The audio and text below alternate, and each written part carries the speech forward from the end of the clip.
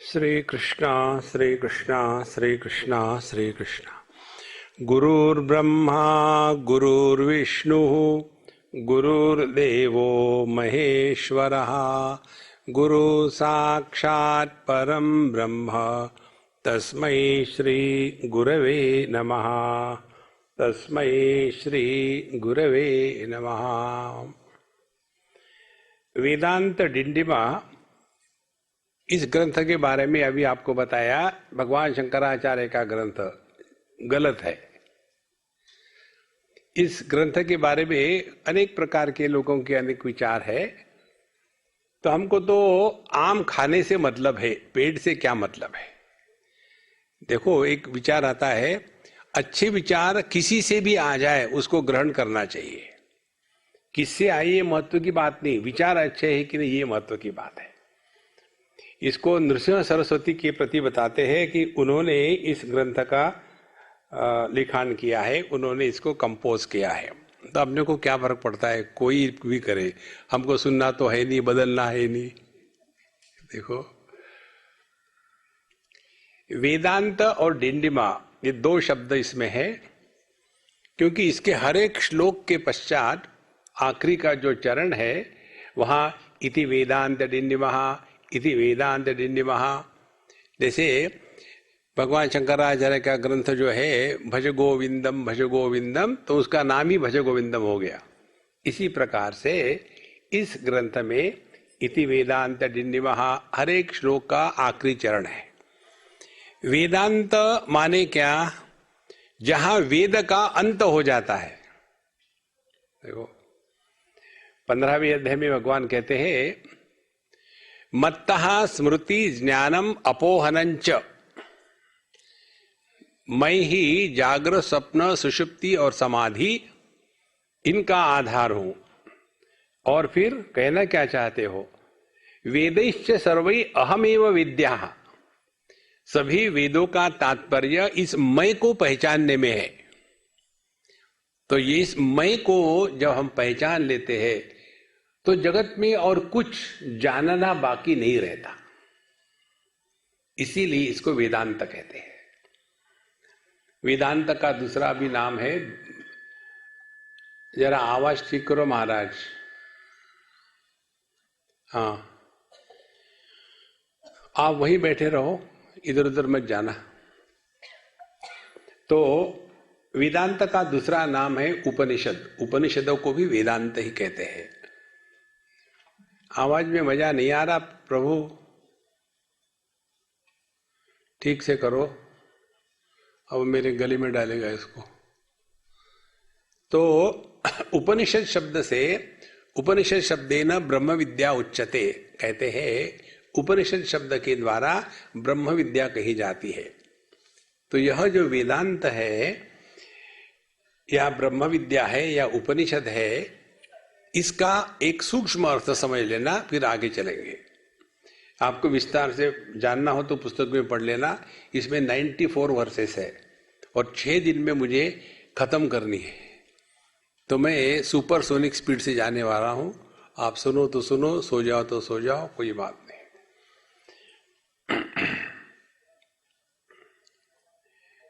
ये ज्ञान ऐसा है, यह किसी का ज्ञान नहीं है।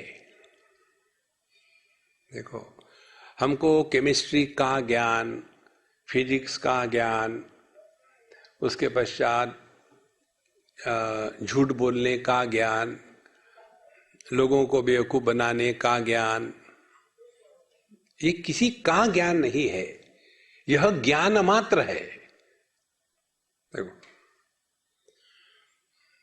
तो 3 चीजों को समझ लो, फिर ये उपनिषद या वेदांत समझ में आएगा। जिस ज्ञान में ज्ञाता नहीं होता उसको वेदांत का ज्ञान कहते हैं। तो ये ज्ञान ही है, किसी का ज्ञान नहीं। उसी प्रकार से जिस अनुभूति में अनुभव करने वाला नहीं होता वह वेदांत है। जिस कर्म में कुछ करने वाला नहीं होता वो वेदांत है। इसीलिए इस वेदांत को जिसने जान लिया, उसको और कुछ भी जानने की जरूरत नहीं। मुंडकोपनिषद में एक प्रश्न आता है, विद्यार्थी पूछता है, कस्मिन्नु भगवो विज्ञाते सर्वमिदं विज्ञातम भवति इति। हे भगवान गुरु महाराज, ये बताइए वो क्या है जिसको एक को जानने के पश्चात सब कुछ जाना जाता है। तो वहां गुरु महाराज बताते हैं, द्वे विद्ये वेदितव्ये परा चैवा परा च तत्रा अपरा ऋग्वेद यजुर्वेद सामवेद अथर्ववेद शिक्षा कल्प व्याकरणम निरुक्तम छंदम ज्योतिषमिति। दो प्रकार की विद्याओं को जानना आवश्यक है, अपरा विद्या और परा विद्या। अपरा विद्या में आता है 4 वेद और 6 वेदों के अंग, ये सब अपरा विद्या का विषय है। और परा क्या है? परा यया तद वस्तु अवगम्यते, जिसके द्वारा हम अपने स्वरूप को पहचान लेते हैं, वो परा विद्या है। तो ये जो परा विद्या है इसको वेदांत कहते हैं। देखो दूसरे उपनिषद में आता है, वहां कहते हैं, भिद्यते हृदय ग्रंथि छिद्यन्ते सर्व संशयाः क्षीयन्ते चास्य कर्माणि तस्मिन् दृष्टे परावरे। उस परमात्मा का, अपने स्वरूप का जब ज्ञान हो जाता है तो उसके पश्चात जगत में कुछ जानने का बाकी नहीं रहता, और इसीलिए इसको वेदांत कहते हैं। इसमें और कुछ बाकी नहीं रहता। ये हो गया वेदांत। अब डिंडिमा किसको कहते हैं? डिंडिमा उद्घोष को कहते हैं। उद्घोष, प्रोक्लेमेशन। शास्त्र के सिद्धांतों का अध्ययन जीवन में उतारने की 3 सीढ़ियां है। पहली सीढ़ी है श्रुति प्रमाण। शास्त्रों में जो बताया है वो अंतिम प्रमाण है, उसके आगे कोई आर्गुमेंट नहीं। फिर उस श्रुति प्रमाण को जीवन में स्वीकार करने के लिए युक्ति को लगाना है। तो श्रुति, युक्ति। और तीसरी बात है, हम लॉजिकली तो समझ लेते हैं, लेकिन क्या उसका हमको अनुभव आया है? तो आध्यात्मिक साधना किसको कहेंगे? आध्यात्मिक साधना वो है जिसमें हम शास्त्रों के अध्ययन के द्वारा उसके ऊपर योग्य प्रकार से सकारात्मक चिंतन करने के पश्चात उस अनुभूति को जब ग्रहण करते हैं, तब हमने शास्त्रों का अध्ययन योग्य रीति से किया है। अन्यथा केवल पढ़ करके दूसरे को बताना इसलिए नहीं होते शास्त्र। देखो महाराज, erudition and scholarship has nothing to do with realization. इसीलिए 2 प्रकार के प्रवाह चलते हैं आध्यात्मिक क्षेत्र में। एक प्रवाह वो है जो आचार्य परंपरा से चलता है, और दूसरा प्रवाह वो है जो सिद्ध परंपरा से चलता है। जो आचार्य परंपरा का प्रवाह है उसमें बताते हैं, तज विज्ञानार्थम गुरुमेवाभिगच्छेत् समित पाणिः श्रोत्रियम ब्रह्मनिष्ठम। उस तत्व को पहचानने के लिए गुरु महाराज के पास चले जाओ। और कौन से गुरु महाराज? जो कमर को हाथ लगाने के पश्चात कमर का दर्द दूर हो जाता है, वो देखो कौन से गुरु महाराज? वेद व्यास भगवान लिखते हैं, तपस्या का फल सिद्धियां है और ज्ञान का फल मोक्ष है। जो व्यक्ति तपस्या करता है उसकी प्रकृति उसके नियंत्रण में आ गई, और प्रकृति को नियंत्रण में आने के पश्चात फिर आप किसी को आशीर्वाद या किसी को शाप दे सकते हैं। आप देखेंगे, इसीलिए सिद्ध मार्ग से चलने वाले जितने भी साधक है या महात्मा लोग हैं, उनमें एक चीज का हमेशा डर बना रहता है, और वो डर यही है कि देखो ऐसा मत करो, गुरु महाराज डांट देंगे, ये होगा वो होगा, वो शाप दे देंगे। अरे महात्माओं के पास जाना है तो डरना है क्या? ये तो भय से मुक्ति देने का मार्ग है। ये डर डर के रहेंगे। ये जितने उपासना करने वाले हैं उनकी यही परेशानी है अनफॉर्चुनेटली। आज सोमवार था और मैंने आज का व्रत तोड़ दिया, याद ही नहीं रहा मैंने आज मांस मच्छी खा ली, अब क्या होगा? किसका? मांस मच्छी का? देखो, ये जो डर डर के जीते हैं वो अध्यात्म नहीं है। इसीलिए यह जो दूसरा मार्ग है आचार्य परंपरा का, वहां बताते ऐसे गुरु के पास जाओ, कौन से? श्रोत्रिय ब्रह्मनिष्ठ, जिन्होंने परंपरा से शास्त्रों का अध्ययन किया है और उस ज्ञान को अपने अनुभूति में उतारा है। इनके बाद दो बातें होती है। इस ज्ञान को प्रदान करने की जो प्रक्रिया हमारे शास्त्रों में बताई है वो उनको अवगत होती है और उन्होंने उसका जीवन में अनुभव किया है, इसीलिए वो बता सकते हैं। देखो, और यहां की दूसरी विशेषता ये है, आप सिद्ध मार्ग से चले जाओ, वहां एक चीज का सबसे बड़ा महत्व होता है, तुम्हारी इच्छा पूरी होगी। देखो, इच्छाओं को पूरा करने का मार्ग वो है। वेदांत में आ जाओ, अध्यात्म में आ जाओ, आचार्य परंपरा में आ जाओ, वहां आपकी इच्छा को पूरा करने का मार्ग नहीं है, वहां आपको अपनी इच्छाओं के परे ले जाना है।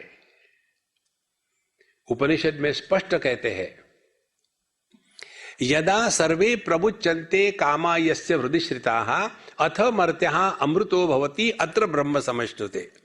जिस क्षण हमारे हृदय से सभी की सभी इच्छाएं हमेशा के लिए मिट गई है, यदा सर्वे कामा, एक भी इच्छा नहीं बची है, तो यह जो कामना रहित सत्ता है वही परमात्मा है। देखो, जैसे पानी और बर्फ एक ही है। जो निराकार है पानी, उसको जब आकार प्राप्त होता है तब उसको बर्फ कहते हैं। इसी प्रकार से चैतन्य, उसमें जब इच्छा का कालुष्य मिल जाता है तो इच्छा युक्त चैतन्य को ही मन कहते हैं। तो जैसे इस बर्फ को समुद्र में डाल दो तो पानी में ऐसा शांति से घुल जाएगा, कहीं आवाज भी नहीं करेगा। इसी प्रकार से इस अध्यात्म के मार्ग पर चलने वाला व्यक्ति आवाज नहीं करता, क्योंकि धीरे धीरे उसकी सब कामनाएं खत्म हो गई है। देखो, ना उद्धव का लेना, ना माधव को देना। तो यह जो वेदांत का मार्ग है, इसमें यदि किसी की ये कल्पना हो हमने पढ़ लिया तो क्या मिलेगा, कुछ मिलना है तो you have dialled A wrong number, या कुछ मिलना नहीं है। देखो महाराज, सब खोना है। बाकी जगह हम भगवान को खोजते हैं, ये मार्ग ऐसा है यहां खोजना नहीं है, खो जाना है। You disappear. और यही बात हम रोज करते हैं। जब हम गहरी नींद में प्रवेश करते हैं उस समय क्या है, वो वेदांत है। ध्यान से सुनना। गहरी नींद में प्रवेश करने की प्रक्रिया क्या है? सब दुनिया से अपने मन को हटा लिया, उसके बाद अपने कमरे में आ गए, खिड़कियां दरवाजे बंद कर ली, रजाई के नीचे घुस गए। फिर वहां एक जप चलता है, ओम नमः शिवाय नहीं, श्री राम जय राम जय राम नहीं, वहां एक जप चलता है, I want to sleep, I want to sleep, I want to sleep. जब तक कि आई और वॉन्ट है तब तक कि स्लीप नहीं है। जहां ये आई और वॉन्ट दोनों निकल गए तो सत्संग में भी स्लीप शुरू हो जाती है। इसीलिए जो संत लोग सत्संग में आके सोते हैं उनके प्रति मेरे मन में सबसे बड़ा आदर है, क्योंकि उनको जो चाहिए मिल गया और बाकी ढूंढ रहे हैं, ढूंढ जाऊं तो जाऊं कहां। जागृत सुषुप्ति को गॉड रियलाइजेशन कहते हैं।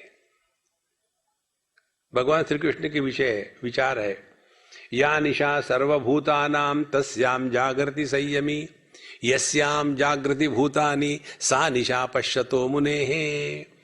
जिस तत्व में आम जनता सो रही है उस तत्व में यह संत पुरुष जग चुका है, और जो इस द्वैत के भ्रांति को, इस मृग जल को जो सत्य मान करके भटक रहे हैं, उनको ये तत्व नहीं दिखता।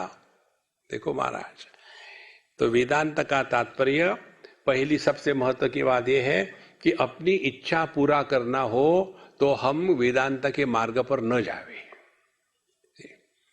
फिर ऐसे मार्ग पर चले जाए जहां आपकी इच्छा पूरी होगी। हमको कई लोग आके कहते स्वामी जी आशीर्वाद करो। अब कैसा आशीर्वाद करते हैं अभी तक मुझे समझ में नहीं आया है। देखो छोटे बच्चे को ये माताएं ले जाती है ना रात को, बाद अपने कमरे में वो बिस्तर में सुसु कर देगा तो माँ उठाती है उसको, उठा चलो बेटा उठो उठो उठो सुसु करो मम्मी करो सुसु। उसी प्रकार से आशीर्वाद करो। अरे क्या है आशीर्वाद करना, माने क्या है? देखो जहां आशीर्वाद है और जहां कर्स है, शाप है, that is a mobile shopping centre.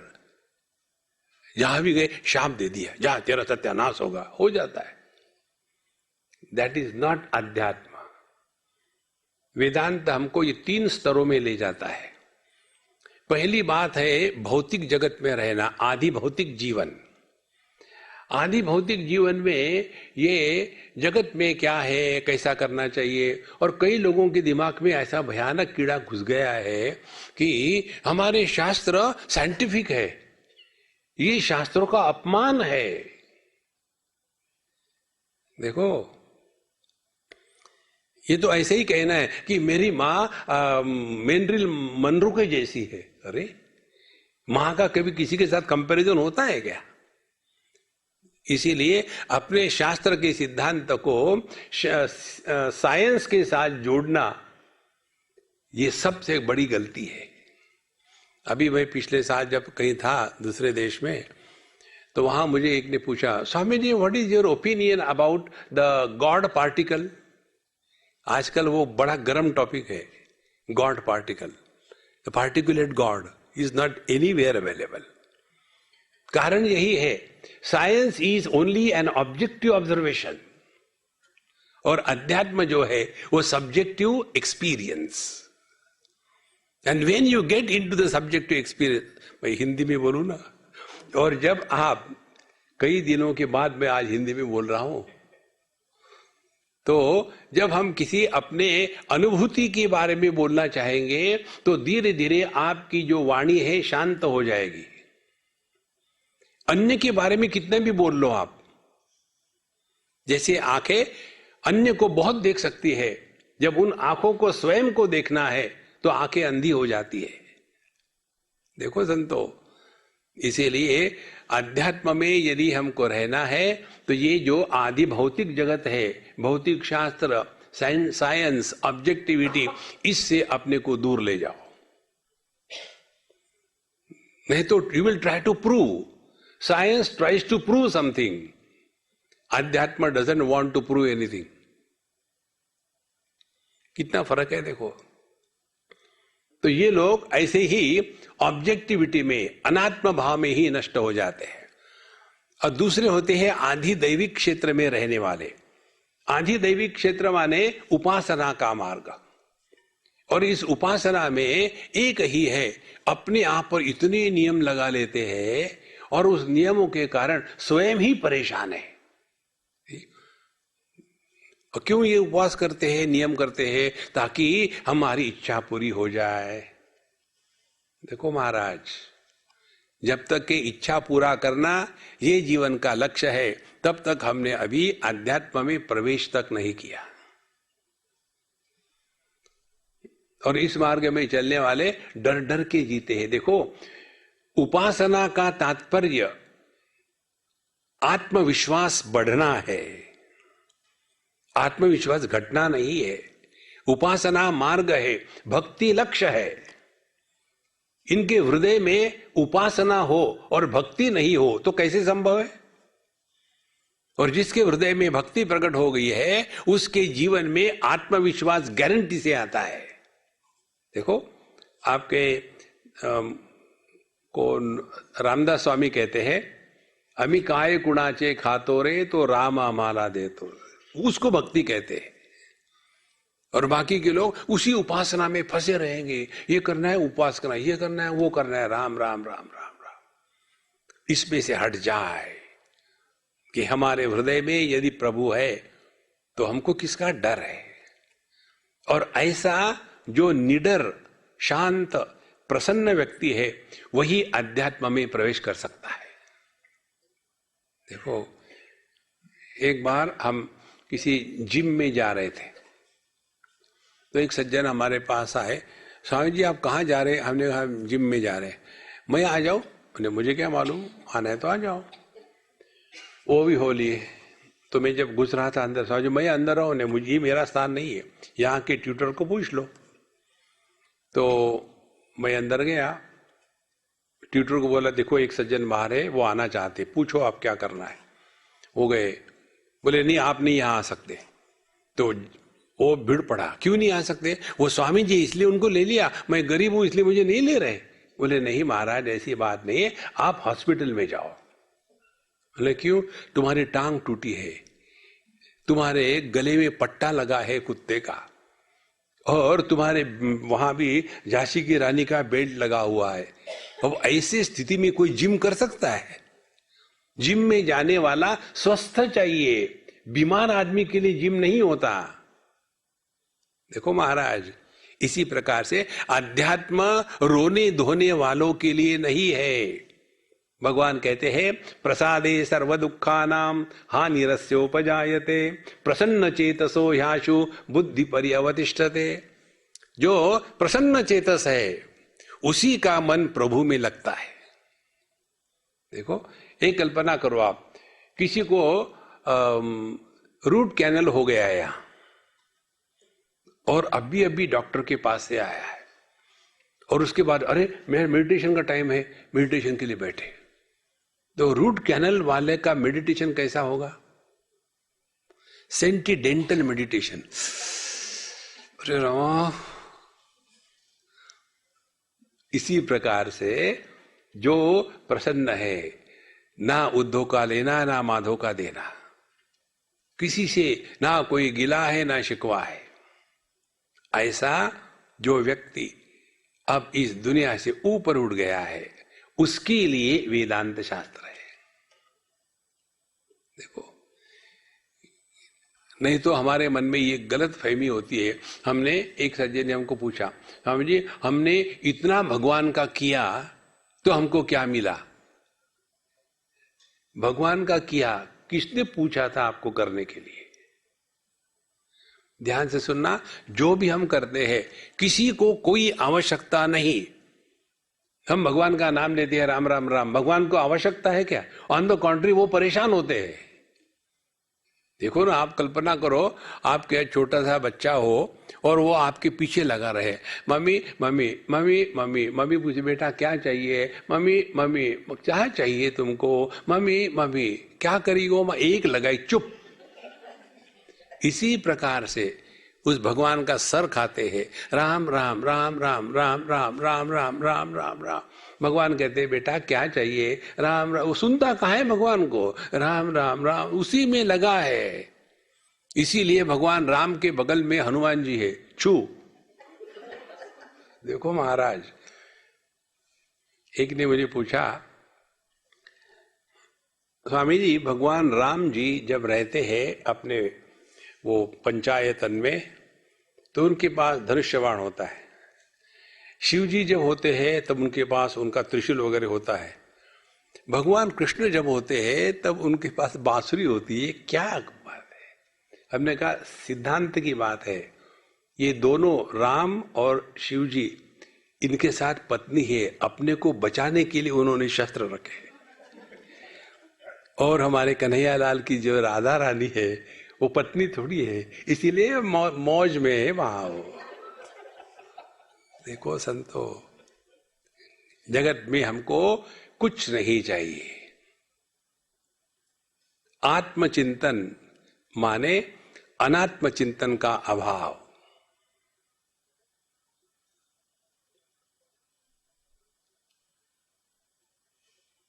ये जो आपका इस क्षण का अनुभव है, इस अनुभूति का नाम है वेदांत।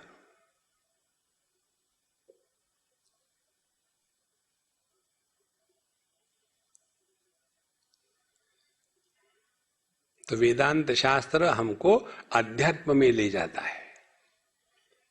अध्यात्म कंसर्निंग द सेल्फ। इसीलिए भगवान कहते गीता में, उद्धरेद आत्मनात्मानम नात्मानम अवसादयेत आत्मैव आत्मनो बंधु आत्मैव रिपुरात्मना। हमारे जीवन का एकमात्र उद्देश्य है और वो है अपने स्वरूप को पहचानना। देखो, मनुष्य देह में जो निसर्ग के दृष्टि से इवोल्यूशन होना था वो हो चुका है। इससे आगे और कुछ नहीं हो सकता। पेड़ पौधे नीचे से खाते थे, ऊपर बढ़ते हैं। जानवर सामने से खाते हैं, पीछे बढ़ते हैं। आदमी ऊपर से खाता है, नीचे बढ़ता है। आगे क्या होगा? ये पूरी हो गई स्थिति। अब मनुष्य देह में आने के पश्चात यदि कोई इवोल्यूशन पॉसिबल है, वो केवल आध्यात्मिक ही हो सकता है और कुछ नहीं हो सकता।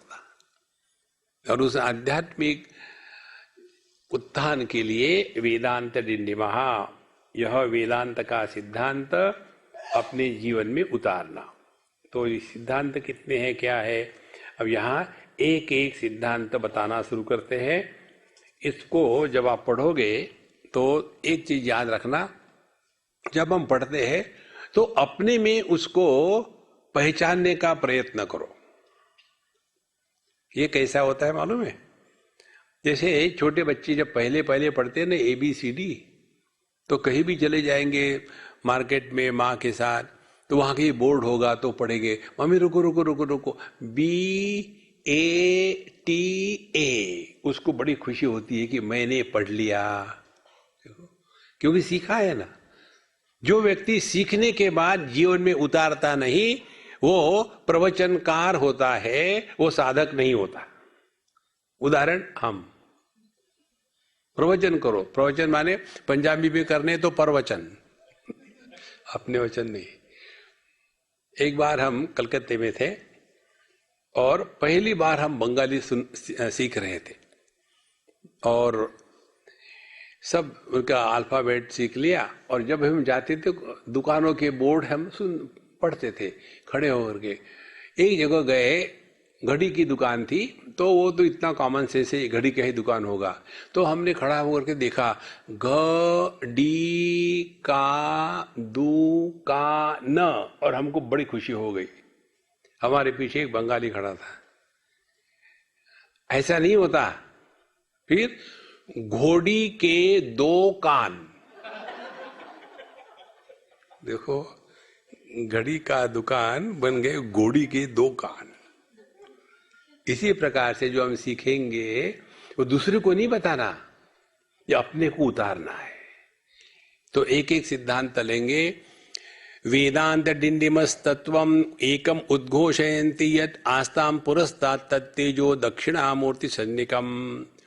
वेदांत एक तत्व डिक्लेयर करता है कि केवल एकमात्र एकमेवा द्वितीय तत्व है, और उसी तत्व को हमको समझाने के लिए एक नाम दे दिया है, दक्षिणामूर्ति। देखो, दक्षिणामूर्ति स्तोत्र में एक पहले ही ध्यान श्लोक में मंत्र आता है। वहां कहते हैं, मौन व्याख्या प्रकटित पर ब्रह्म तत्वम युवानम वर्षिष्टान्ते वसदृशिगणैः आवृतम ब्रह्मनिष्ठम आचार्येन्द्रम करकलित चिन्मुद्रमानंद रूपम। उस दक्षिणामूर्ति भगवान को हमारे नमस्कार। कौन वो? मौन व्याख्या प्रकटित, जो सबके अभाव में है वो परमात्मा है। जो अभाव को अस्तित्व प्रदान करता है। तो फिर अभाव को ग्रहण करो। क्या है अभाव? तो अभाव है 2 चीजों का, एक शब्द का अभाव शांति, और आकार का अभाव निराकार। और जगत क्या है? नाम रूप जगत है। अस्ति भाति प्रिय नाम रूप इति पंचअंशकम आद्यत्रयम ब्रह्म रूपम जगद रूपम तथोद्वयम। तो सच्चिदानंद, उस पर नाम रूप थोप दिया, उसको जगत कह दिया। तो जगत माने क्या हो गया? नाम रूप का महात्म्य जहां है वहां जगत है। अभी जगत से अपने को मुक्त करना है तो करना क्या है, नाम रूप को हटा दो। इसीलिए बाबाजियों को ऐसा चोला पहना देते हैं, पहले तो नाम बदल देते हैं। एक बच्चे ने मुझे पूछा था, स्वामी जी आप लोगों के नाम में आनंद क्यों होता है? अरे इसलिए होता है कि बताते हैं, for name sec be happy.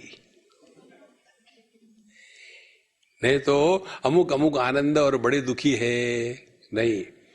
और रूप बदल देते हैं। आप लोग कितने बढ़िया अच्छे कपड़े पहन के आए हो, बढ़िया शेविंग शेविंग करके आए हो, और बाबा जी माने क्या, जितने अगली हो उतने ठीक है। नाम रूप के ऊपर उठना यही अध्यात्म है।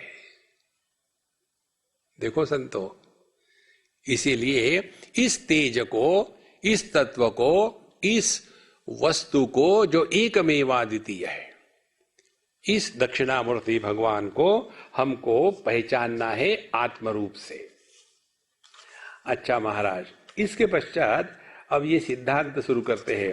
तो ये वेदांत के सिद्धांत के द्वारा हमको जो प्राप्ति होगी उसी को कहते हैं गॉड रियलाइजेशन। और गॉड रियलाइजेशन हुआ कि नहीं हुआ कैसे पता चलेगा? इसका एक आपको थंब रूल बताते हैं। जब आप प्रश्न पूछना बंद कर दोगे, तब जिसके बारे में आपके मन में एक भी प्रश्न नहीं उठता वो परमात्मा है। अब ढूंढो क्या है? केवल एक वस्तु है, अपना होना। मैं हूं या मैं नहीं हूं, ये विकल्प हमारे मन में कभी नहीं आ सकता। इसमें निष्ठा होकर के जीवन जीना, इसी को कहते हैं निर्विकल्प समाधि। वैसे हम भी निर्विकल्प समाधि में ही है। हमारे भी मन में कहा प्रश्न आता है कि मैं आदमी हूं या नहीं हूं? हूं, डेफिनेटली हूं। देखो संतो, इसीलिए इस सिद्धांत को उतारना। पहला सिद्धांत, आत्मा अनात्म पदार्थौ द्वौ भोक्तृभोग्यत्व लक्षणों ब्रह्मैवात्मा न देहादि इति वेदांत डिंड्यमः। इस जगत में दो वस्तु है, एक आत्मा, दूसरा अनात्मा। अब इसको समझ लेना है, बिल्कुल हम फास्ट जाएंगे। यह माइक है, ये ज्ञान कैसे प्राप्त होता है? पहले ये माइक है, दूसरी बात मैं इसको जानता हूं, तीसरी बात मैं माइक नहीं हूं। ये तीन बातों को मिलकर के ज्ञान की प्राप्ति होती है। देखो, ये गधा है, इसको मैं जानता हूं, मैं एक गधा नहीं हूं। देखो, तो जिस ज्ञान में अनात्म भाव है, तो यह अनात्म भाव प्रकृति का लक्षण है। और आत्मा जो जानने वाला है वो अपना स्वरूप है। इसीलिए आत्मा अनात्मा पदार्थौ द्वौ भोक्तृभोग्यत्व लक्षणों। तो आत्मा कौन है? जो भोगने वाला है, और जो भोगा गया है वो अनात्मा है। अब उसके बाद कहते हैं ब्रह्मैवात्मा न देहादि। तो यह जो आत्म तत्व है यह ब्रह्म है। ध्यान से सुनना। कई बार हम लोगों की ऐसी धारणा हो जाती है आत्मा ब्रह्म है, माने हम दो वस्तुओं के बारे में बोल रहे हैं, आत्मा और ब्रह्म। नहीं, एक ही वस्तु को दो प्रकार से लखाया गया है। इसको समझने के लिए हम आपको अपना पर्सनल उदाहरण देते हैं। आपका पर्सनल, मेरा नहीं। क्या आप आदमी से पति को अलग करके दिखा सकते हो? तो हम क्या कहेंगे? पति ही आदमी है। अच्छा, पति भी है और आदमी भी है। हाँ जी। अब जितना समय एक पति को मैं आदमी हूं ये समझने के लिए लगेगा, जितना समय या जितना प्रयत्न इस पति को ये समझने के लिए लगेगा कि मैं आदमी हूं, उतना समय और प्रयत्न हमको अपने ब्रह्म स्वरूप को समझने में लगता है। देखो,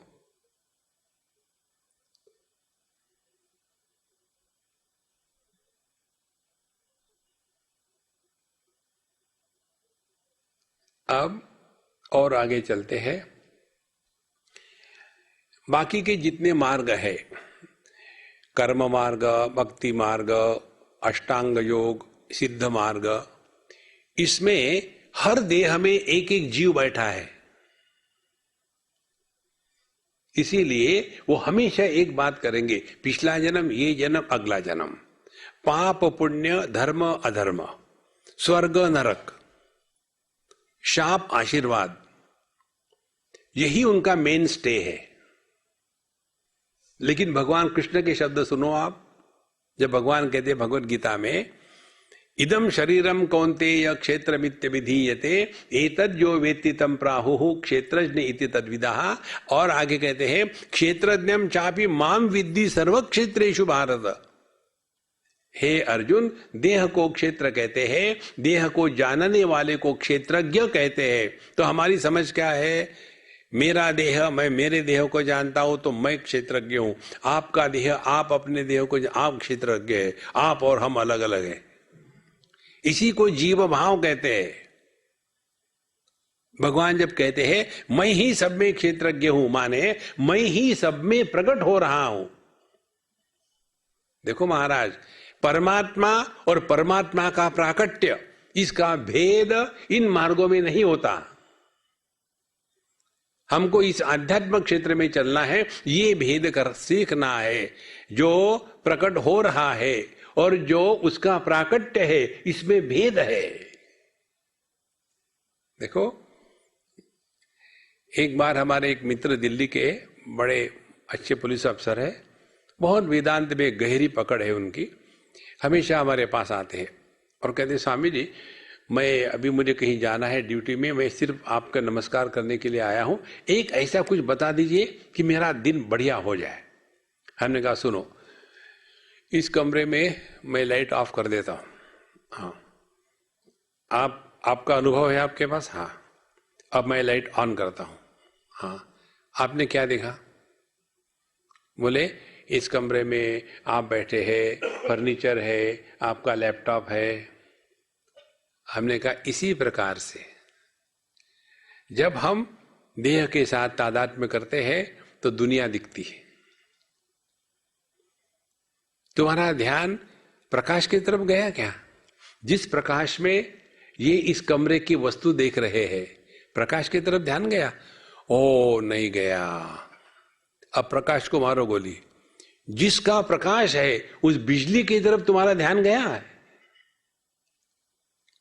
इसी प्रकार से जहां हम देह के साथ तादात्म्य करके बैठे हैं, तब तक के ये जागृत अवस्था, जागृत जगत, स्थूल जगत सत्य प्रतीत होता है। इससे हटाने के लिए भगवान हम पर कृपा करके हमारे जीवन में समस्या निर्माण करते हैं। देखो, भगवत गीता में भगवान ने क्या किया? अर्जुन के जीवन में समस्या निर्माण करी। सिंपल बात है, यदि भगवान श्री कृष्ण अर्जुन के रथ को दुर्योधन दुशासन के सामने खड़े करते तो अर्जुन कोई प्रश्न पूछता? फिर भीष्म द्रोण प्रमुखतः सर्वेषां च महीक्षिताम उवाच पार्थ पश्येतान समवेतान कुरुनीति। भगवान कहते हैं कि तुमको देखना है किसके साथ युद्ध करना है। सभी के सभी राजा महाराजा को छोड़ करके उसके दादाजी और उसके गुरु महाराज के सामने खड़ा कर दिया, और खड़ा करके चुप रहते तो वो कन्हैयालाल थोड़ी होते। चाबी मार दी, तुमको युद्ध करना है अपनों से, करो। जहां उसके मन में मोह निर्माण हो गया, ये मोह है जैसा प्रोफिलैक्टिक वैक्सीनेशन होता है, अपने एंटीबॉडी शुरू होगी, उसमें चिंतन शुरू हो गया। कस्त्वम को हम कुतमायातः कामे जननी को मे तातः इति परिभावय सर्वमसारम विश्वम त्यक्त्वा स्वप्न विचारम भज गोविंदम भज गोविंदम। तब अर्जुन के मन में प्रश्न आया, स्वजनम ही कथम हत्वा सुखिन श्याम माधव। देखो, इसीलिए जीवन की हरेक दुर्घटना हमारे लिए एक भगवान का आशीर्वाद होता है। उसी के द्वारा अपने जीवन की जो धारा है वो बहिर्मुखी से हट करके अंतर्मुखी हो जाती है। जीवन की धारा जब उल्टी हो जाती है तो उसी को राधा रानी कहते हैं। देखो, इसीलिए आत्मा जो है वो सबका अनुभव लेने वाला है। तो ब्रह्मैवात्मा न देहादि, तो सब में वही एक तत्व प्रकट हो रहा है।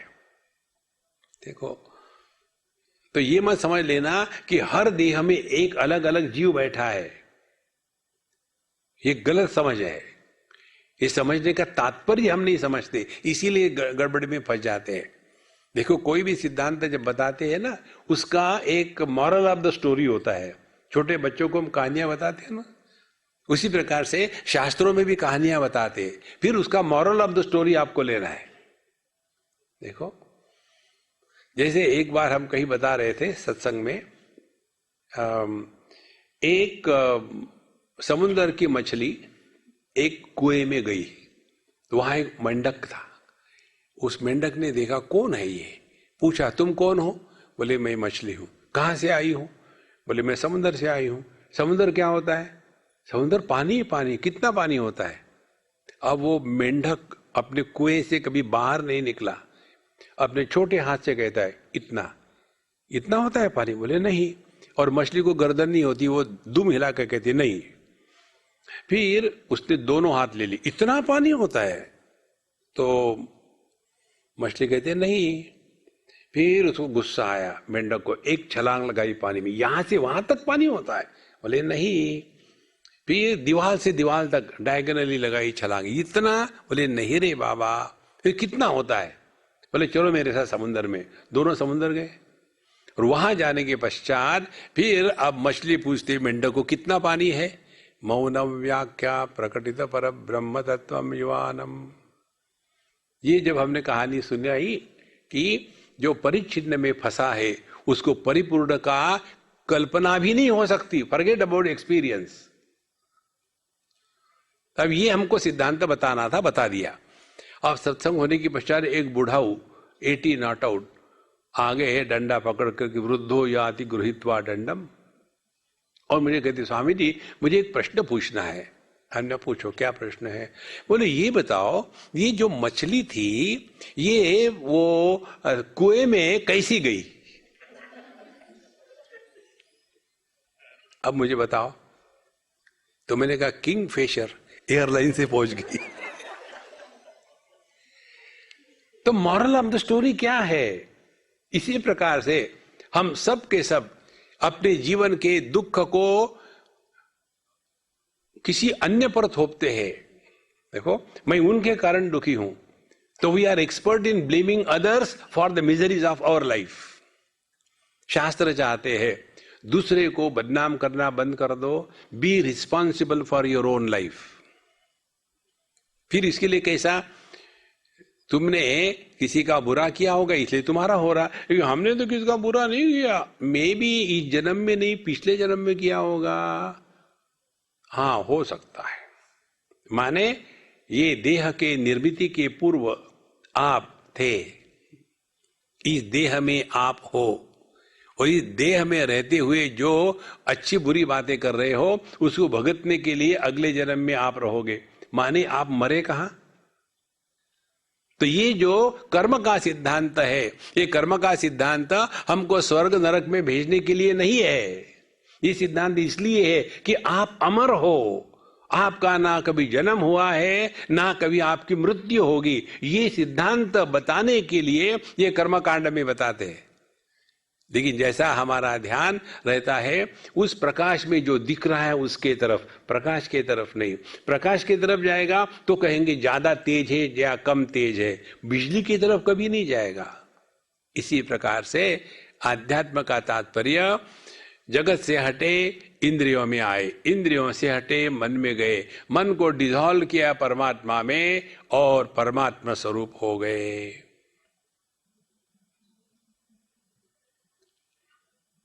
देखो, हमारी सबकी जागृत अवस्था अलग अलग है, हमारी सबकी स्वप्नावस्था अलग अलग है, लेकिन सुषुप्ति अवस्था हमारी सबकी एक है। क्योंकि सुषुप्ति अवस्था में अन्य की प्रतीति नहीं होती, परिच्छिन्नता का अनुभव नहीं होता, अन्य की प्रतीति का अभाव और परिच्छिन्नता के अनुभूति का अभाव, यही तो परमात्मा है।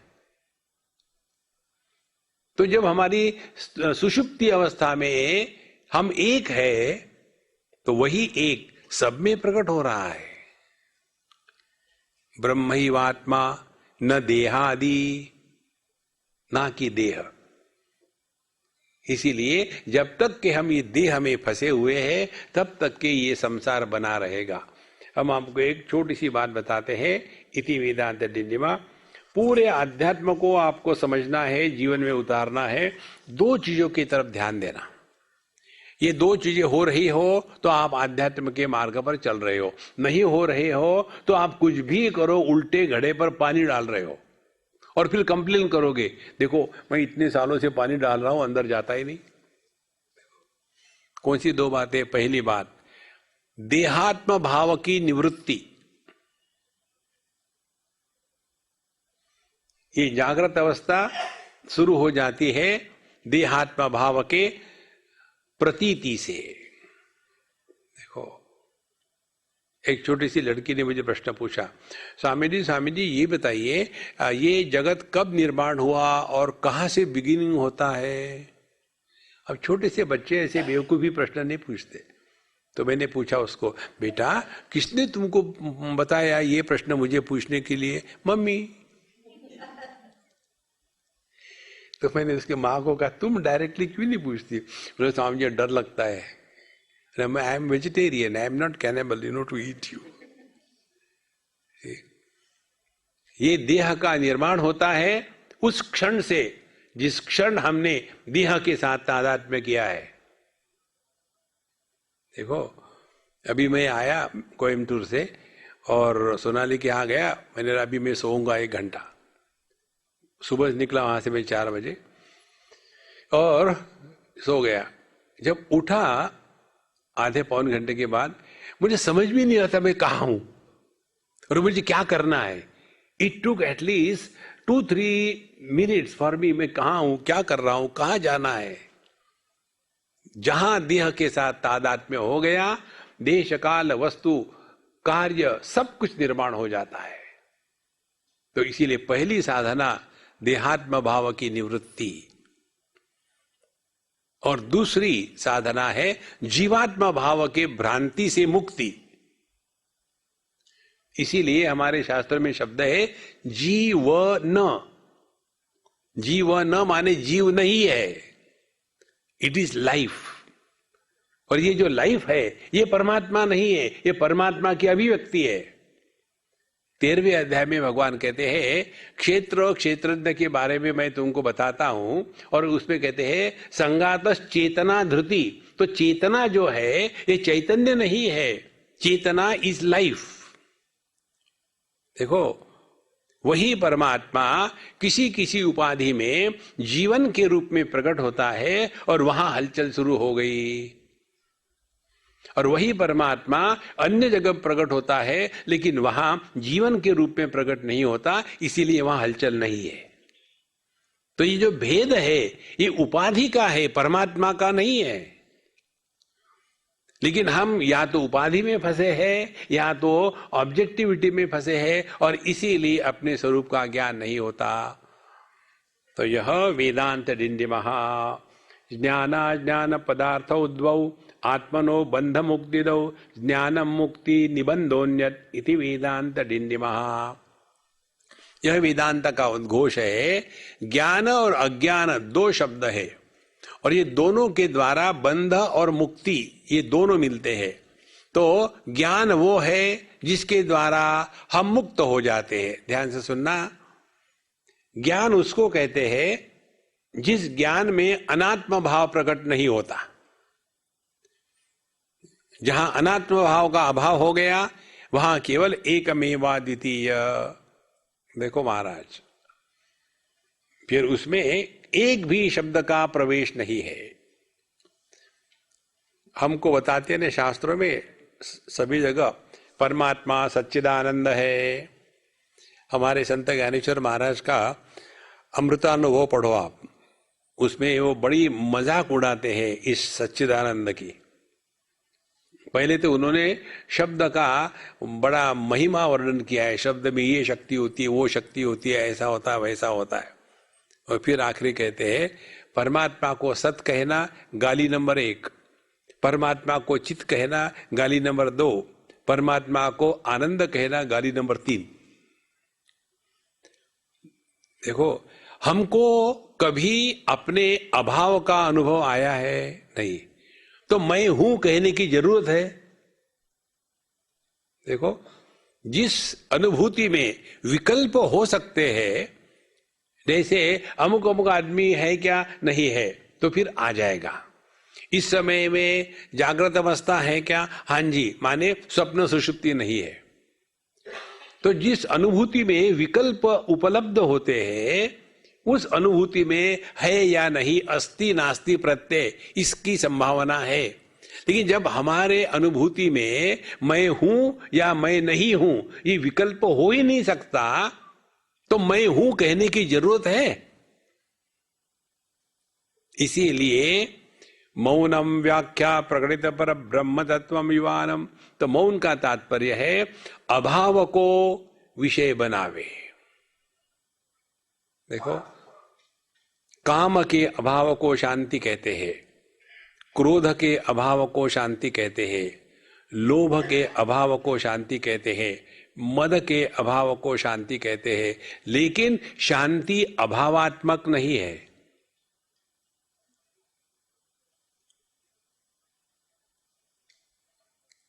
इति वेदांत डिंडिमः, यह वेदांत का सिद्धांत है। ज्ञानम मुक्ति निबंधोन्यत, और जो अज्ञान है, अज्ञान का तात्पर्य सर्वसाधारण लोग जो है उसका अर्थ करते हैं अज्ञान माने ज्ञान का अभाव, यह गलत अंडरस्टैंडिंग है। अज्ञान का तात्पर्य है अपूर्ण ज्ञान। ज्ञान का कभी अभाव हो ही नहीं सकता, सच्चित आनंद है, ज्ञान का अभाव संभव ही नहीं है। तो फिर अज्ञान किसको कहते हैं? ज्ञान में जो अपूर्णता है। अपूर्णता कैसी है ज्ञान में? ये देह मैं हूं, ये देह मैं नहीं हूं, यही अपूर्णता है। अब इसका क्या लॉजिक है कि ये देह मैं हूं, ये वो देह आप क्यों नहीं है? क्योंकि वो देह मैंने निर्माण नहीं किया। बिल्कुल ठीक बात है, ये देह आपने निर्माण किया है। देखो महाराज, यह जो ज्ञान की अपूर्णता है, इसी के कारण हम दुखी होते हैं।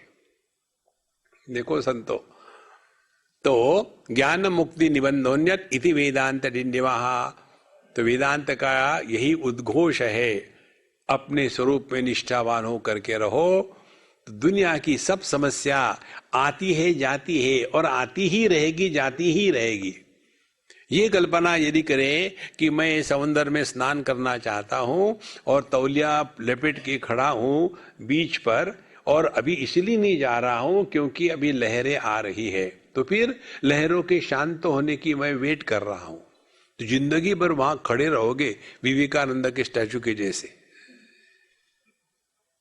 देखो महाराज, थोड़े गम है, थोड़ी खुशियां, ये जीवन है।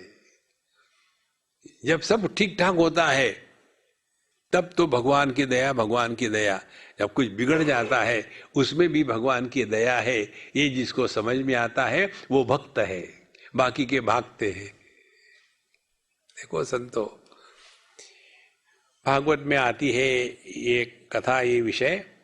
कुंती जी को पूछा कि आपको क्या चाहिए? बोले भगवान आप हमको परेशानी दो, क्योंकि हमने देखा है परेशानी के बाद आप आते हो। जहां जहां हमारे जीवन में कष्ट आए वहां वहां हमने अपने मन को प्रभु के चरणों की तरफ मोड़ दिया है। कबीर जी महाराज कहते, दुख में सुमिरन सब करे, सुख में करे ना कोय। यदि सुख में भी स्मरण करो तो दुख काहे को होए। लेकिन उस समय तो हम ऐसे एकदम इंटॉक्सिकेट होकर के रहते हैं कि कोन्योस्ति सदृशो मया, मेरे जैसा कौन है। तो ज्ञान मुक्ति ही निबंधोन्यत इति वेदांत डिंडिमः। तो दुनिया में उतना ही रहो जितनी आवश्यकता है, बाकी अपने स्वरूप में मस्त रहना। और स्वरूप में रहने का तात्पर्य क्या है? Living at A zero complain level, कोई भी कंप्लेन नहीं।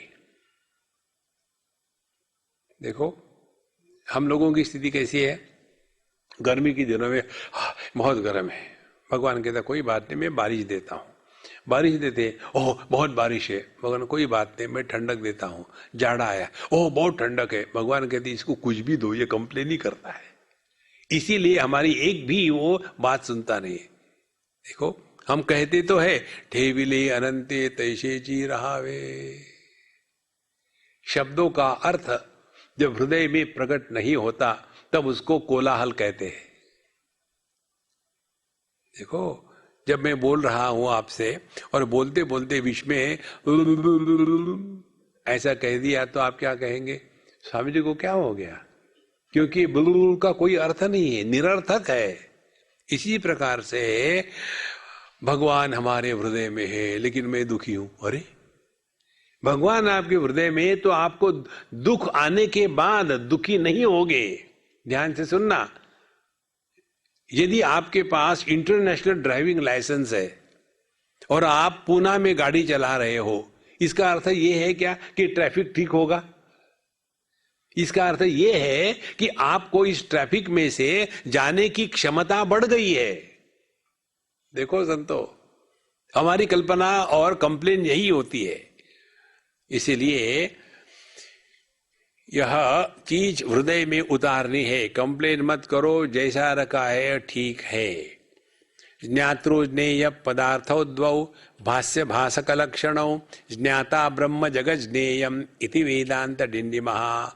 अब तीसरी बात देते हैं, ज्ञातृ ज्ञेय पदार्थौ दो, एक तो होता है जानने वाला और एक होता है जाना गया।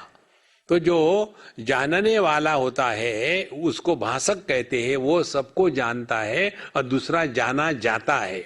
उसमें से जो जानने वाला है ज्ञाता ब्रह्म, माने अब ध्यान से सुनना, दृष्टि जब हमारी स्थूल हो जाती है, स्थूल दृष्टि को रूप रंग कहते हैं। दृष्टि का कोई रंग नहीं है, कोई आकार नहीं है। यही दृष्टि जब स्थूल हो गई तो उसको रूप रंग कहते हैं।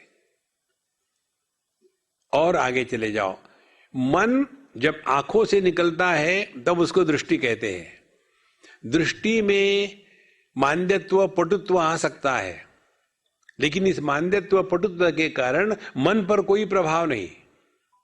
तो रूप रंग को जानने वाली दृष्टि, दृष्टि को जानने वाला मन, और मन जिस परमात्मा की अभिव्यक्ति है वो सब में सामान्य है।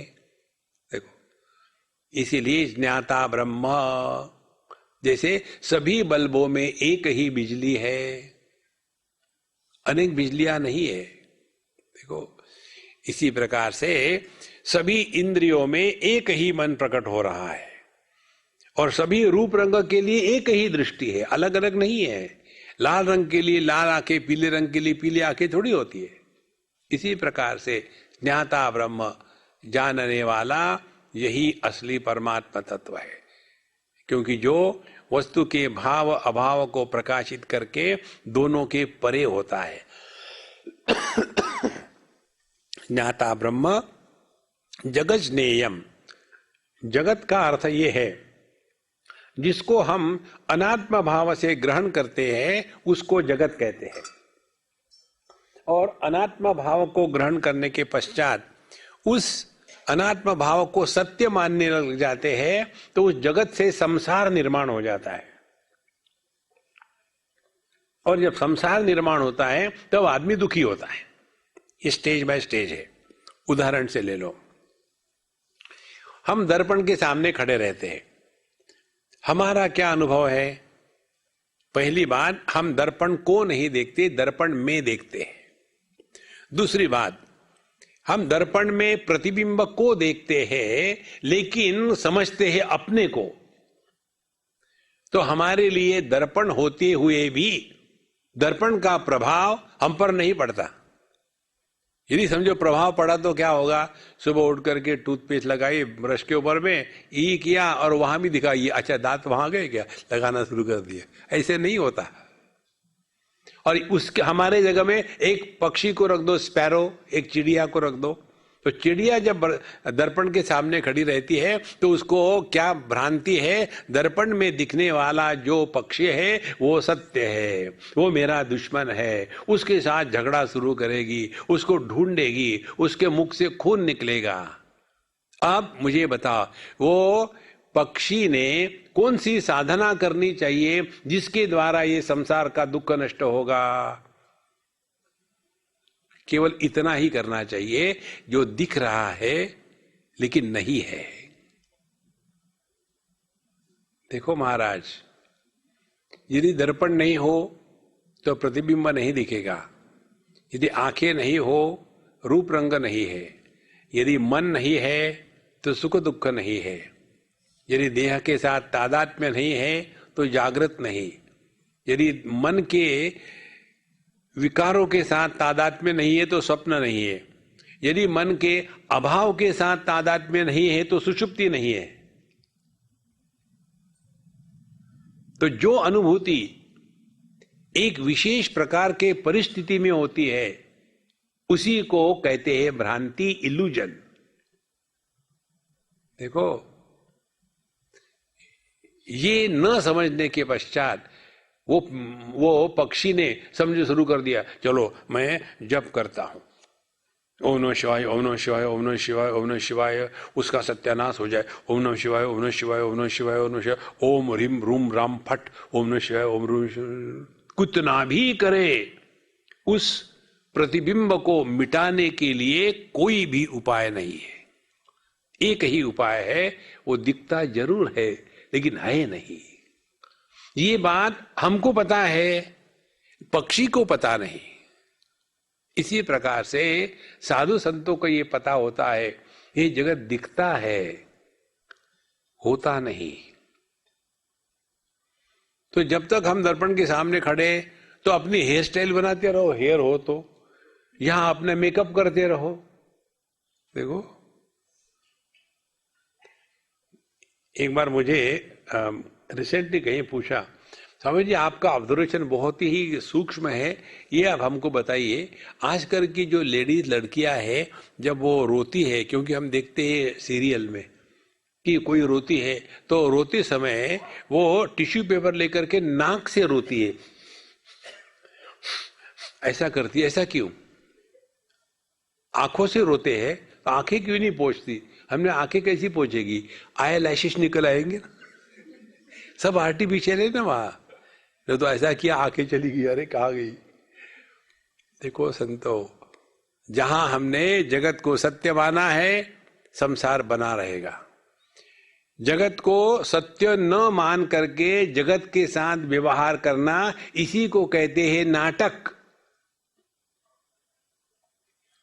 जीवन की सभी समस्याओं का एकमात्र समाधान है, और ये क्या है?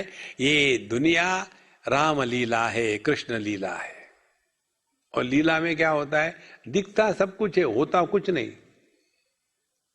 देखो, उधर से एक आदमी आया, लड़का, उधर से एक लड़की आई, दोनों एक दूसरे से कहते I love you, I love you, एक फ्लावर एक्सचेंज करते हैं। क्या वो लव करते एक दूसरे से? वो नाटक है। एक आदमी आता है स्टेज के ऊपर में, बड़ा अकड़ करके, छत्रपति शिवाजी महाराज पधार रहे हैं, और कपड़े कुपड़े बांध बुन करके मोटा होकर के आ जाता है। उस समय वो ऐसा डायलॉग झाड़ता है, उस समय भी उसको मालूम है छत्रपति छोड़ो, ऑर्डिनरी पति भी नहीं है, लेकिन डायलॉग कैसे जबरदस्त होते हैं। नाटक है। इसीलिए भगवान कृष्ण का एक नाम है Natwar, the best actor. Shivji का नाम एक है Nataraj, the king among all the actors. Acting करो, हम लोग रिएक्ट करते हैं। एक्टिंग कैसे करें? जैसे आप कर रहे हो, एज इफ लिसनिंग। तो एक्सपर्टाइज तो हमारे पास है, अब उसको अप्लाई करना है। किसी ने एक बार हम कहीं गए थे, हमारी आदत के अनुसार हमने कहा महात्मा जी कैसे हो यार? स्वामी जी आप मुझे महात्मा मत कहो, मैं कहाँ महात्मा हूं। हमने कहा ठीक है कोई बात नहीं, बेवकूफ कैसे हो? तो जैसे मैंने उनको बेवकूफ कहा उनको गुस्सा आया। इसलिए नहीं आया कि मैंने बेवकूफ कहा, स्वामी जी को भी कैसे पता चला। देखो महाराज, जिस दिन आप ये नाटक करना सीख लोगे ना, उस दिन आपने वेदांत में बड़ी तरक्की करी है। इसीलिए आप देखेंगे जिन्होंने इस ज्ञान को पिया है वो कभी रोते नहीं। Their life is full of cheer and joy. Wisdom expresses as wit and humour. देखो, नहीं तो हमेशा चले जाओ कई जगह में ऐसा सीरीज बनकर के बैठते हैं, क्या है डिस्टर्ब मत करना, जब चल रहा है हरे राम हरे राम हरे राम राम राम राम, और फिर वो माला अड़ जाती। Nothing is going to happen. Dissolve in your own being. और जितना आप अपने स्वरूप के पास रहोगे उतने आपके जीवन में सुगंध आएगी. और वो सुगंध है ना काहू से दोस्ती ना काहू से बैर. शत्रु मित्रे पुत्रे बंधौ मां कुरु यत्नम विग्रह संधौ. Don't create friends and enemies in this world. जब तक रहना है मौज में रहो. देखो, इसीलिए ज्ञाता ब्रह्म जगज्ञेयम इति वेदांत डिंडिमः. तो यह जो ज्ञाता है वही परमात्मा है. तो दुनिया से हट जाओ, अपने आप में वापस आ गए. आगे कहते हैं 5वें श्लोक में, सुख दुख पदार्थौ द्वौ प्रिय विप्रिय कारकौ सुखम ब्रह्म जगत दुखम इति वेदांत डिंडिमः. सुख और दुख, इनमें से ये दो पदार्थ है. एक है सुख जो है वो प्रिय है और दुख जो है वो विप्रिय है, वो हमको अच्छा नहीं लगता. तो सुख जो है सबको अच्छा है, दुख किसी को अच्छा नहीं लगता. तो सुख क्या है? सुखम ब्रह्म. देखो, तो यदि सुखम ब्रह्म है तो आपकी आध्यात्मिक साधना क्या हो गई? Remain cheerful and happy. देखो, यदि किसी ने गलती करी कि दादाजी आपकी तबीयत ठीक तो है ना, बैठो बेटा बैठो, और शुरू हो जाता है घुटनायन. आज सुबह सुबह जब मैं बिस्तर से उठा ना, क्या बताऊं, मेरे पैर में मोच आ गई और फिर ऐसा दर्द होने लग गया और वो दर्द ऊपर ऊपर आने लग गया. फिर वहां काफ मसल में आया और वहां से ऐसी चमक निकली कि पूरे घुटने को पकड़ लिया. इतना लाइव डेमोन्स्ट्रेशन और डिस्क्रिप्शन होता है कि सुनने वाले को लगता है मुझे तो नहीं हो रहा है. देखो महाराज, अपने दुख किसी को कभी मत बताना. देखो, दूसरी बात, किसी को सुखी करने का प्रयत्न कभी मत करना. दोनों चीजें. भगवान हमको सुखी कर सके क्या? नहीं. तो हम जो दुखी है दूसरे को सुखी करने का प्रयत्न करेंगे. देखो महाराज, कभी प्रयत्न मत करना. और इसके भी एक सिद्धांत है, हर एक को दुखी होने का अधिकार है. आप कौन होते सुखी करने वाले? देखो, इसीलिए किसी को सुखी करने की प्रयत्न मत करना और किसी को दुखी करने की आवश्यकता नहीं. Everybody self sufficient. हम अपने कारण जितने दुखी होते हैं और किसी के कारण दुखी नहीं होते. इति वेदांत डिंडिमः. यही वेदांत है. देखो, नहीं तो हमने उनके लिए इतना किया, क्या मिला? किसने कहा था करने के लिए? अभी हम थे यूएस में, एक अम्मा, शाम को हमारा सत्संग पूरा हो गया और खाना खा लिया, तो मैंने बोला मैं जरा वॉक करके आता हूँ. तो स्वामी जी मैं चलूँ आपके साथ? मैं चलो, एक प्रश्न मत पूछना, मैं प्रश्नों से बहुत डरता हूँ. बोले नहीं नहीं पूछूंगी. बोले स्वामी जी मैं प्रश्न नहीं पूछ रही हूँ, मैं अपनी कहानी बता रही हूँ. बाप रे, अब शुरू कर दिया उन्होंने. अब उनका नमक खाया था, कैसे ना कहूँ. सुनो, जैसे आप वेदांत सुन रहे वैसे मैं सुन रहा था. तो शुरू कर दिया। स्वामी जी, जब मैं कॉलेज में गई ही थी तो हमारे पिताजी का देहांत हो गया। मेरी 2 सिस्टर, 1 भाई। और उनके लिए मैंने सब छोड़ छाड़ करके नौकरी करना शुरू कर दी और कुछ काम धंधा किया। दोनों सिस्टर को पढ़ाया, उनकी शादी कर दी, भाई को पढ़ाया, उसकी शादी कर दी। अब वो अपने अपने घर में मस्त है सब कुछ। अब मैं हो गए 45 साल की, लेकिन मुझे कोई नहीं चाहता। मैं जब अपने बहनों के यहाँ जाती हूं तो वो मुझे देखती है कि मैं कब यहां निकल जाऊं। भाई तो स्पष्ट कहता है कि दीदी तुम मत आया करो, मेरी वाइफ परेशान रहती है। अब देखो, मैंने इनके लिए इतना किया, मुझे क्या मिला? हमने कहा फ्रस्ट्रेशन। तुमको किसने कहा था करने के लिए? देखो महाराज, पंजाबी में एक कहावत है, नेकी कर कुएं में डाल, अच्छा करो और भूल जाओ। जब हम अच्छा करते हैं और जताते हैं, इससे बड़ा पाप कोई नहीं है। इसका एक ही कारण है, ये हम समझते नहीं। जो भी हम कर रहे हैं, जगत में हमारी आवश्यकता किसी को भी नहीं है। जब हम नहीं थे इस दुनिया में तो कोई कमी नहीं थी। जब आप चले जाओगे दुनिया से, मैं गारंटी देता हूं कोई कमी नहीं है। विश्वास नहीं तो जाके देखो, कोई कमी नहीं होगी। देखो, तो जब हमारे पहले अभाव से कोई फर्क नहीं पड़ा, बाद के अभाव में कोई फर्क नहीं पड़ता, तो अपने होने से क्या फर्क पड़ने वाला है? लेकिन अहंकार विमूढ़ात्मा कर्ता अमिति मन्यते। इसीलिए यहां कहते हैं कि सुखम ब्रह्म, यदि आप मौज में हो तो आप परमात्मा के साथ हो, और दुखम जगत, और यदि दुखी हो तो आप संसारी हो। तो सबसे सिंपल साधना क्या हो गई? Start playing happy happy. बच्चे खेलते ना घर में पति पत्नी का खेल, तो वो पति पत्नी थोड़ी होती है, भाई बहन है, खेल खेल रहे। इसीलिए वो पति पत्नी का खेल खेलते हुए भी दुखी नहीं होते, और जो असली पति पत्नी होते हैं वो सुखी नहीं होते, क्योंकि वो खेल नहीं रहे। देखो संतो, तो जहां हम दुखी हो गए, संसार हमने निर्माण कर दिया। तो ब्रह्म सुखम, तो यदि हम इसका अभ्यास करें, हमेशा रिमेन चेयरफुल एंड हैप्पी। किसी ने पूछा कैसे हो, तो ठोक दो on the top of the world. लेकिन अपने शब्दों में वो धमक भी होनी चाहिए। ऐसे नहीं हमारे अरे यार टॉप ऑफ द वर्ल्ड में बैठे, अरे ऐसे थोड़ी होता है। The word should carry the meaning, isn't it? यही परमात्मा की उपलब्धि है। ये कल्पना मत करना कि भगवान मुझे दर्शन दो, भगवान काय करो, क्या करोगे दर्शन करके?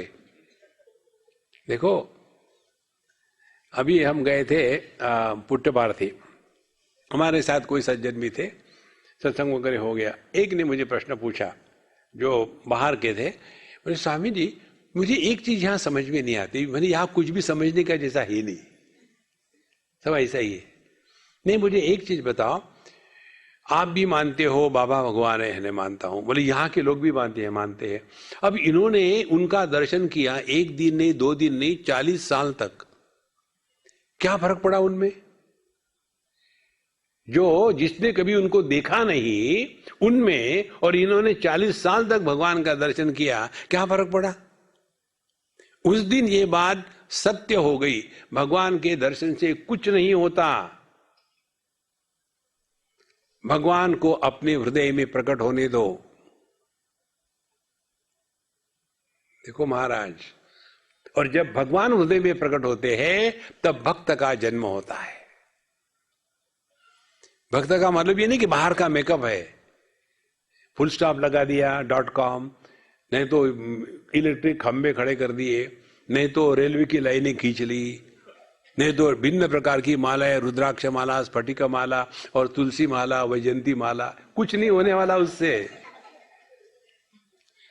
अपने हृदय को हम ऐसा बनावे कि जिसमें भगवान स्वयं होकर के उतर के आ जाए।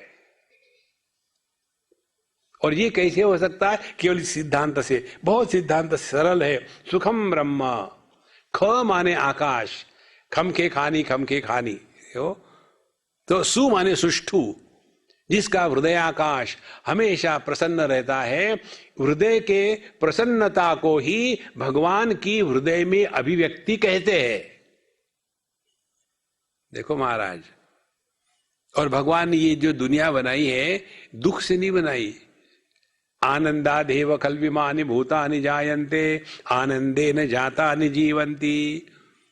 यदि हम भगवान के ही बनाए गए हैं और भगवान यदि आनंद स्वरूप है तो दुख आया कहां से? देखो महाराज, तो जो दुख है वही जगत है। तो जहां आप दुखी हो गए जगत में है, जहां दुखी नहीं हो आप स्वर्ग में हो, परमात्मा के साथ एक हो। देखो, हम आपके हाथ में माला नहीं दे रहे, कहीं मत्था टेकने को नहीं कह रहे। कुरुते गंगा सागर गमनम व्रत परिपालनम अथवा दानम ज्ञान विहीन सर्वमतेन भजति न मुक्तिम जन्मशतेन भज गोविंदम भज गोविंदम। अपने मन का ध्यान रखना है, वो इतना शुद्ध पवित्र रहे कि जिसमें साक्षात परमात्मा स्वयं प्रकट हो जाए। ध्यान से सुनना, परमात्मा का प्राकट्य कैसे होता है मालूम है? आप अभी हम गए थे केरला। केरला में एक विशेष प्रकार का आईना मिलता है, दर्पण।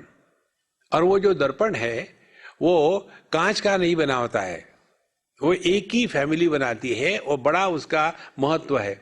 वो एक कोई विशेष प्रकार का मेटल है, कोई धातु है, उस धातु का बनाते हैं। और जब आप उसके सामने खड़े रहो तो कुछ नहीं दिखता। फिर वो बताते देखो इसको ऐसा ऐसा पॉलिश करना धीरे धीरे।